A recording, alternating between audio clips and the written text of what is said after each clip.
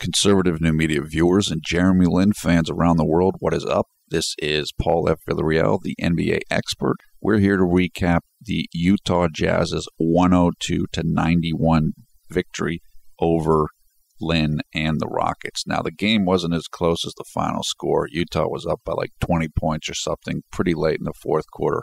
They just, they kind of let off the gas at that moment. Jeremy had 13 points, 6 boards, 3 assists. He played 33 minutes, 3 turnovers, shot 5 of 15, and overall, I thought he played okay in this game tonight. Now, James Harden, Beard, I don't know what the story was with him. I usually watch the games with the sound down, so I don't get to hear everything everybody's saying just because I like listening without the announcers just to get my own perspective. So I'm not sure if he got hurt, if he was sick. I don't know what the deal was, but he didn't play well. And he only played 17 minutes, so we'll have to get some more information about that. Now, the reason why Houston lost this game was they got outshot and they got beat on the fast break, just like they did yesterday against the Los Angeles Lakers. Because Houston doesn't have a really good post presence yet in terms of offense, they need to win on the fast break. If they lose on the fast break, they're going to lose most games, and that's what happened yesterday. And that's what happened tonight. Now, I want to update something I said.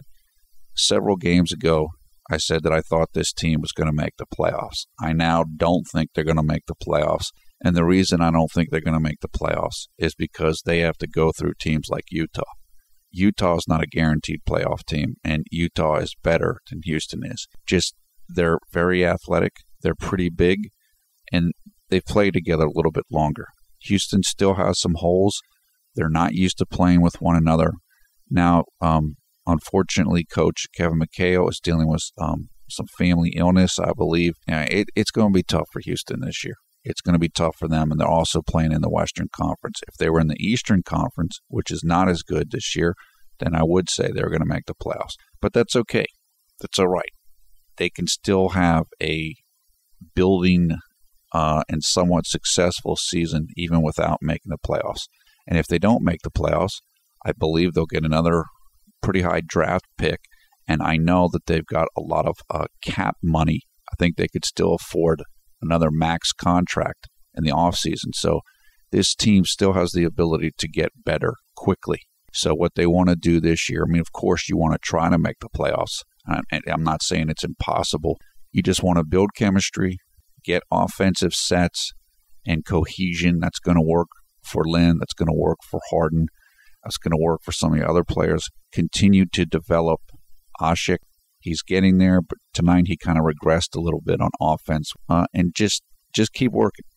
Just continue to work and shore up this team and get it ready for the future. This is a team of the future more so than it's a team of the present. They're very young, and that's where we're at. Now, I really like the way that Jeremy played in this game tonight. He was aggressive in this game, very aggressive. You saw it right from the beginning. He went right on that first drive, one of the first drives of the game. He went right to the basket, got drilled, but he popped right back up, sunk 2 free throws. Again, we've talked about this, but I want to say it again. Jeremy is a terrific rebounder. He had 6 rebounds tonight. He got more rebounds than Patrick Patterson and a lot of the other guys on the team. So I really take my hat off to him. He is fantastic at that. And one of the things that's so good about that is that when he gets the rebound, he can start the fast break. It's like Jason Kidd. If you watch Jason Kidd much, I've watched him his entire career.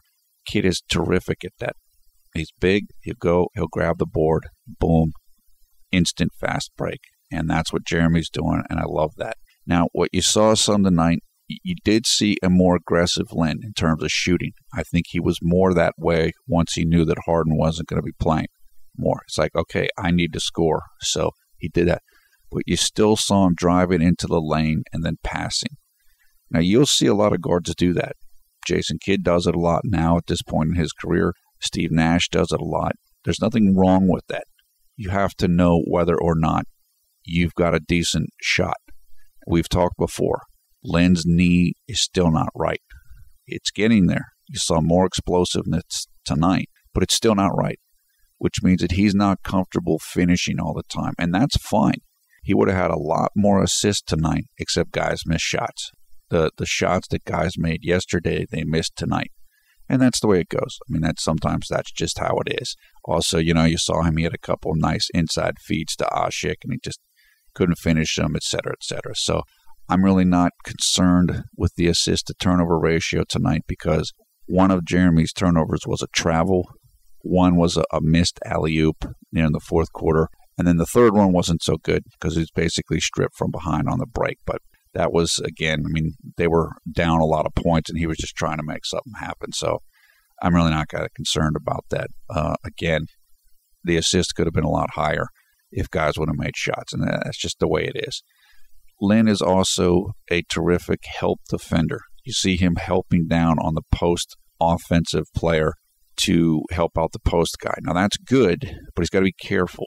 You can't overhelp, because when you overhelp, then your guy's wide open. But I do like that he tries to do that. He's trying to help out his guys on defense. Just you got to be able to make sure that you can recover in time if your guy gets the pass out for like a three-pointer. Now, Jeremy himself missed some threes tonight, missed a couple. I think he took 2, but he's taking them.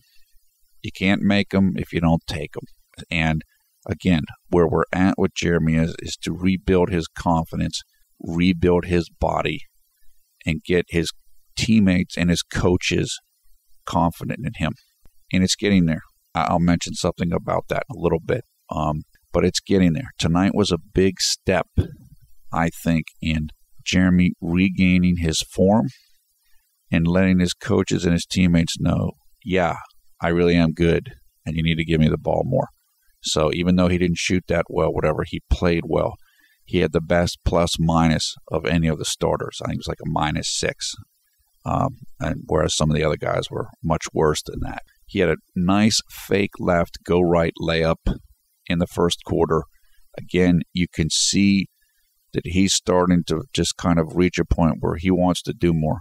He's going to start taking more upon himself, where it's just like, look, I got to do what I got to do. The team needs me to do it, and I'm going to do it.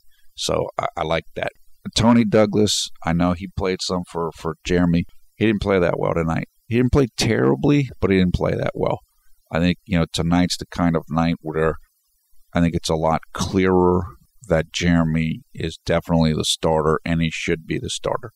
This is a kind of night that I think the haters will have things to pick at with Jeremy, but I think it's a lot clearer after a night like this that, yeah, he's better than they want to give him credit for, and he definitely should be starting. There's no question about this.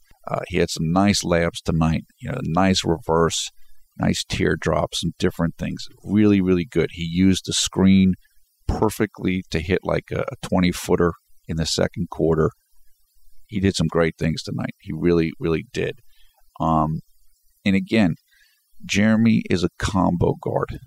That's one of the things that's so great about him. He can score, but he can also pass. But he can do both of those things. And tonight they need a little bit of both, and he was able to do some of both. He was able to put up some points at times, but he still was finding guys. I mean, there's not tons of guys that can do that. There are some, like Steve Nash, like Chris Paul, but there's not a lot of them. That's why, again, Jeremy is a valuable commodity, and he's going to become more valuable the better that his skills get, the better his ball handling gets, the more used to just being in an NBA rotation regularly, which he wasn't until late last year. So he's going to get better and better, and he'll figure out and he will adjust to the situation when he should score more, when he should pass more. Again, tonight he turned up the scoring because he knew that he needed to, and that other guys were off, guys were missing shots, etc. Another thing that's terrific about this game was that Jeremy played 33 minutes, and this was a back-to-back game. Now, they played the Lakers last night, and for those of you who aren't familiar with with Salt Lake City, Utah, it's pretty high up. It's close to a mile high in altitude. So not only is Houston playing back-to-back, they're playing back-to-back at altitude. So for Jeremy to be able to play 33 minutes tonight and play pretty well on a back-to-back tells me his conditioning's pretty good and his knee's getting better. And that's excellent. If you're going to lose this game, okay, you lost, but you want to look for positives. If you're a Jeremy Lin fan, if Jeremy Lin is able to wake up tomorrow and feel pretty good and not have any knee issues or knee swelling or whatever, that's a very good sign, because it just shows you he's getting closer to being back to full strength, and that's excellent. In the second quarter, excellent. I just have it written down. Went to the lane, drove to the lane, sweet dish for a Terrence Jones dunk. I mean, like I said, Jeremy Lin can play, and tonight helped kind of clear the air if there's been any confusion about that. And, haters or just doubters or people. Look, there's a lot of people who aren't necessarily haters of Jeremy Lin. They just don't understand his ability. They just don't realize how good he really is and how much talent he truly has. And, the stat line wasn't perfect tonight for him by any stretch, but you really saw what he can do tonight, how fast he is, how much problems he can cause a defense with his ability to get to the lane almost any time he wants. And I know it's only been like 2 or 3 weeks where I remember covering, I think it was a pregame or a practice with Jeremy Lin saying, look, I can't even get to the lane all the time now. Well, he got to the lane pretty good tonight. So that tells me the knee is healing. The knee is getting better. And again, this is a long-term project. This is a long-term project for Jeremy Lin and for Houston. Yeah, you want to win every single game, but you want to continue to progress. This team is going to, it's going to have ups and downs this year, but if you're a Lin fan, you want him to stay healthy, get back to 100% with his body, meaning his knee and his conditioning, and just continue. And then after he does that, continue to develop his skills. Now, one of the things I said in an earlier video was when Jeremy Lin is able to dribble to his left, get double-teamed, and still make a good pass, then I'll know he's progressing. We had a moment where he did that tonight. I think it was in the third quarter. Dribbling to his left, got doubled, found a guy with a nice pass, and then that guy passed to another guy for a good shot. I think the guy missed a shot, but it was a good shot. So Jeremy is improving, and that's really good to see. Even if Houston's not going to be the greatest team in the world this year. I mean, in the third quarter, when he went out on the break and took the ball between two people, had that finish on the reverse over Millsap, that was a tremendous play. That cut the lead to 10. Utah called a timeout, and you could see acting head coach Kelvin Sampson say something to Jeremy, something to the effect of, that's the way to play. That's the way you should play. And he kind of high-fived them and stuff, and that's good. Like I said, if you're a Lin fan, tonight was a good night.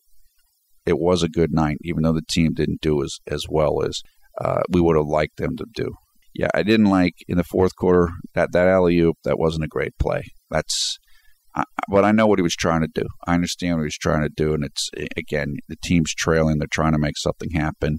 There was actually an angle there, but whoever he was throwing it to didn't go up for the pass, so it didn't work. And that's about it. I mean, Jeremy played until about 3 minutes left in the fourth, and then the game was over, so Kelvin Sampson pulled him. But overall, again, it's a shame the team lost. I'm not surprised they lost. Again, playing on a back-to-back against a good team, particularly a good team at home. But I was happy with the way Jeremy played tonight. I was happy with what I saw tonight. He was aggressive. His conditioning was good. His first step and his explosiveness looked pretty good. It's still not all the way there, but it was better. He's improving. And again, I think he really showed tonight the quality that he has as a player. You saw true flashes and moments and bursts where, yeah, this guy's for real. This is Linsanity 1.0 guy, and this is the guy we paid $8 million a year for, and really encouraged by that. So if you're a fan, hang in there. It might be a little bit longer year than we thought it was going to be, but Jeremy's doing what he needs to do, and that is the key. So give us your comments below about this game. thumbs up, thumbs down on this video. Of course, we encourage you to come join the Conservative New Media Facebook group. You'll find a link to that in the video description. You'll also find links to video highlights of the game, box score, game stories. We'll get that all as fast as we can. I am Paul F. Villarreal, the NBA expert. You're watching Conservative New Media. Thanks a lot for watching. We will talk to you again soon.